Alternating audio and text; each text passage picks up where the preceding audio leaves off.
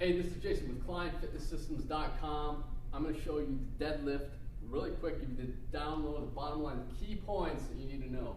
So the first thing we're going to do, we're going to focus on, we're going to go start at the heels, the feet, go through the knees, number 2, hips, number 3, shoulders, number 4. Those are the 4 key points that you want to really give your own posture checks and make sure you're good to go. So the first way, for grip, this is how I grip. I'm going to stand hip width. I'm not any wide. I'm pretty conservative. People start way too wide to begin with. So I'm nice and hip width, nice and comfortable. I'm going to go ahead and put my thumbs right here at my hip bone where it protrudes, and that's where my grip is.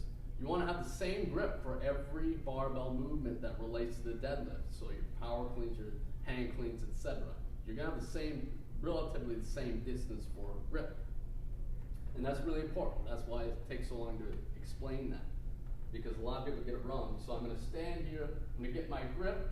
Now I'm going to have the closer to your limbs, the closer to your body, the better for especially anything revolving around the Olympic lifts, deadlifts, cleans, stuff like that. So I'm going to get as close as possible. I'm going to get nice and proud posture, and I'm going to do 1 rep, and I'm going to show you the technical aspects of the movement. So I'm going to go ahead and use the standard grip overhand. You can do reverse if you want to. I'm going to come down. My grip, I'm going to use a hook grip. I'm going to go straight up. And as I come down, I'm going to really go over exaggerate the chin for the extension part of that movement. Okay? So the more extension you have, the better posture you're going to get. I won't demonstrate a poor rep just yet, but that's the premise of the deadlift. Think of it as you're looking off a cliff. If you can do this without any bar in your hand, you can do it. It's just like a hybrid hamstring stretch. You're looking off the cliff, you're feeling the hamstring stretch, the bar is right here. As soon as it gets to the kneecaps, that's when you're going to decompress. Shoulders are past the bar at all times, and that's your deadlift right there. So a poor repetition would look like this. Out of many poor repetitions that could possibly come from this is a starting movement like this, where the back is arched.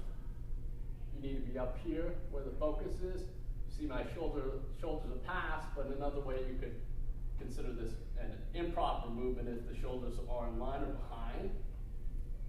Another way is if you have everything correct, but then when you lower the weight, if you let your head drop, your back's going to follow. Instead of the weight being in your glutes and your hammies, you're going to absorb that in your back. You do not want that. So that's lower back issues right there. So again, the key movements start with the hip width, with the feet coming up, the hamstrings. As soon as the bar comes in line with the kneecaps, that's when you really do the most movement at the hips. So it's really a key area. Also with the hips, you want to come into full extension at the top, and then make sure you're coming into hyperextension, or as much extension as you can in the chin, in the neck. All right, that was the deadlift. If you guys enjoyed it, we'll see you later.